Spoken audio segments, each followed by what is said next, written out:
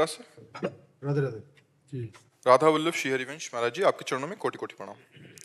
महाराज जी, आम धारणा है कि मनुष्य को अपने कर्मों का फल अगले जन्म में मिलता है, इसलिए वह निर्भीक होकर इस जीवन में अधर्म के जरिए धन संपदा का अर्जन करता है और लेकिन विलासितापूर्वक जीवन। अत्यधिक अपराध बन जाने पर इसी जन्म में उसको दंड प्राप्त, जैसे महत अपराध बन जाए तो आयु क्षीण हो जाएगी और उसकी अकाल मृत्यु का योग बन जाएगा। साधु अवज्ञा तुरत भवानी, कर कल्याण अखिल के हानि। छोटे मोटे अपराध तो ठीक है, लेकिन अगर महत अपराध बन जाए तो तत्काल लागू हो जाएगा। नहीं, अत्यंत दुष्ट को गोली मार दी जाती है, न्यायालय तक पहुंचाने की बात पीछे होती है, पहले उसको गोली मारी जाती है। नहीं तो न्यायालय कानून के अनुसार फिर अपराधी को फांसी या सजा मिलती है, लेकिन अत्यंत दुष्ट जैसे आतंकवादी है, क्योंकि अगर उनको चांस मिला तो फिर तो उनको मृत्युदंड ही उनका सच्चा मार्जन है उनके अपराध का। तो जब महत अपराध बन जाता है तो फिर इसी जन्म में लागू हो जाता है। और साधारण अपराध बनते हैं शुभ अशुभ, तो वो उसके चलते रहते हैं, फिर भगवान देते हैं, क्योंकि अनंत जन्मों का हिसाब किताब है। तो हमें लगता है कि इस कानून को ऐसा ना समझा जाए कि गलत है। नहीं, हमारी भारतीय संविधान में भी देखो, सबको तुरंत दंड मिल जाता है क्या? 10-10 वर्ष मुकदमा चलता रहता है, जबकि एक प्रदेश एक देश और अनंत ब्रह्मांडों का हिसाब किताब अगर एक जन्म के बाद, तो फिर कोई आश्चर्य की बात नहीं है। कभी कभी 20-20 वर्ष हो जाते हैं मुकदमा चलते हुए, फिर उसे सजा होती है।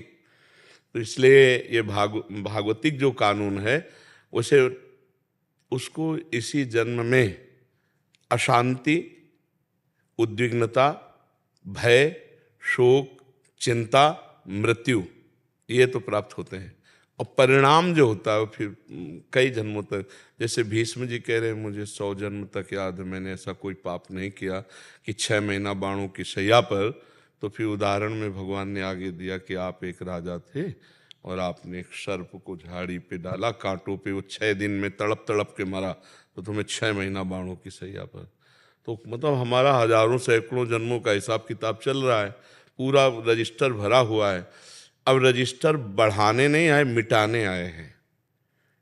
हम ऐसा भजन करें भगवान का कि संचित कर्म भस्म हो जाए और क्रियमाण जो नए हो रहे हैं वो पवित्र आचरण हो और भगवत समर्पित हो, तो वो निष्फल हो गए, वो हमें बांध नहीं पाएंगे। शुभ भी बंधन है, और जो हमारा प्रारब्ध है वो निष्प्रभावित हो जाए, कि हमको परास्त न कर पावे। तीनों प्रकार के कर्मों का शासन भगवान के भजन के द्वारा किया जा सकता है। संचित को भस्म, क्रियमाण को निष्फल और प्रारब्ध को निष्प्रभावित।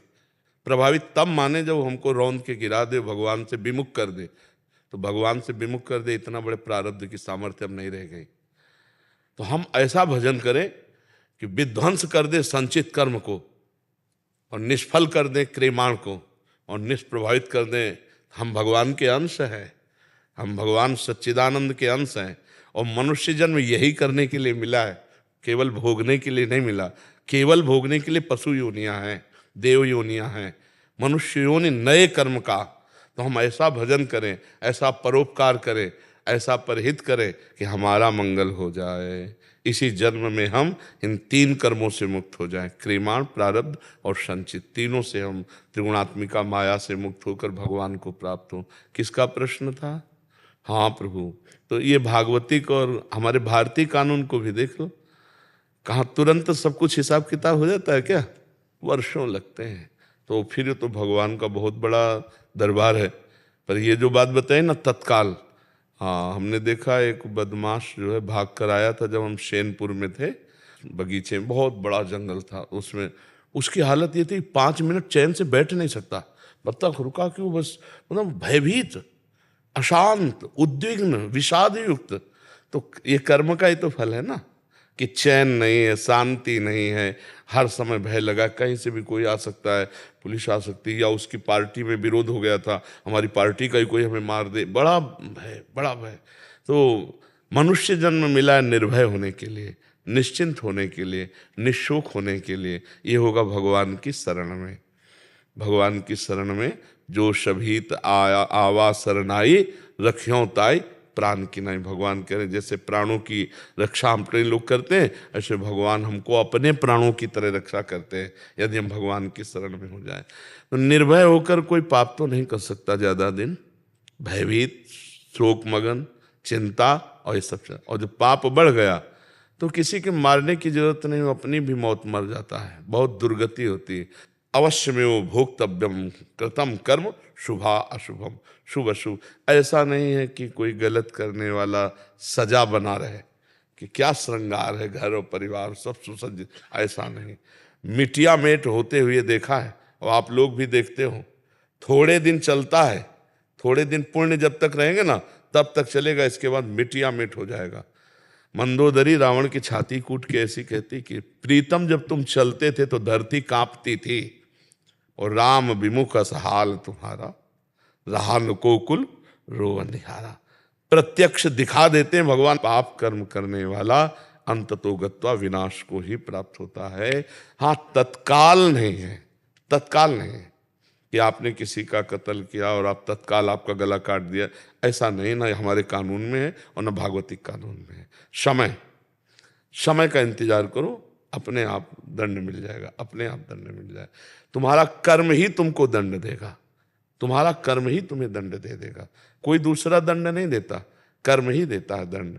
किसी की खोपड़ी में, तुम्हारी खोपड़ी में बैठ जाएगा, तुम्हारी खोपड़ी में बैठ के तुम्हारे हाथ से तुमको जहर खवा देगा, तुम्हारे हाथ से तुमको पंखे में लटका देगा, तुम्हारे हाथ से गोली शूट करवा देगा।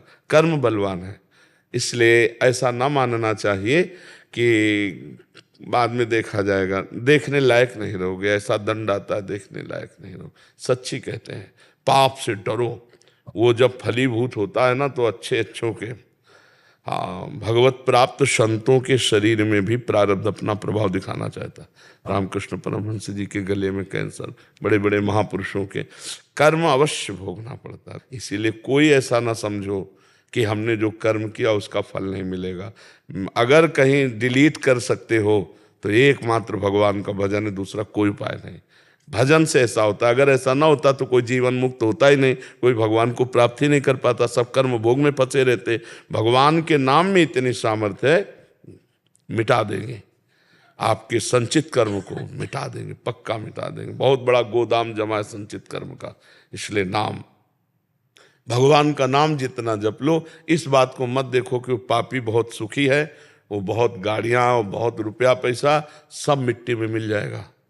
अब आप अविनाशी हैं नहीं कि आप देख सको, शरीर विनाशी है, दृष्टि प्राकृतिक है, नहीं, बिल्कुल मिट्टिया मेट दिखाई देता है। एक दो नहीं, कई उदाहरण हमने देखे, कई उदाहरण देखे। इसी जन्म में जहाँ ताज बांध करके चलते थे, दुखिया को न सताइए दुखिया देगा रोए, और जब दुखिया के मुखिया सुने तब तेरी गति का, मिट्टी में मिल गए।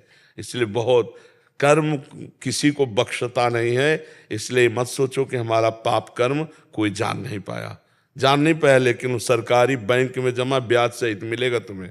अगर मिटा सकते हो तो भजन के द्वारा मिटा दो, नहीं तो भोगना पड़ेगा। अभी मिटा दो, निकल पड़ा तो भजन करते हुए भी भोगना पड़ेगा, ये भी बात है। पूर्व का जैसे बाण छूट गया वो तो लगेगा कि जो तूड़ीर में उसे भस्म कर सकते हो, तो जो संचित कर्म है वो तो भस्म हो जाएंगे, लेकिन जो प्रारब्ध बन के आ गया, अगर भजन में चित्त लगाए तो प्रभाव कम रहेगा, पर शरीर में रहेगा उसका प्रभाव। आप समझ पाए प्रभु?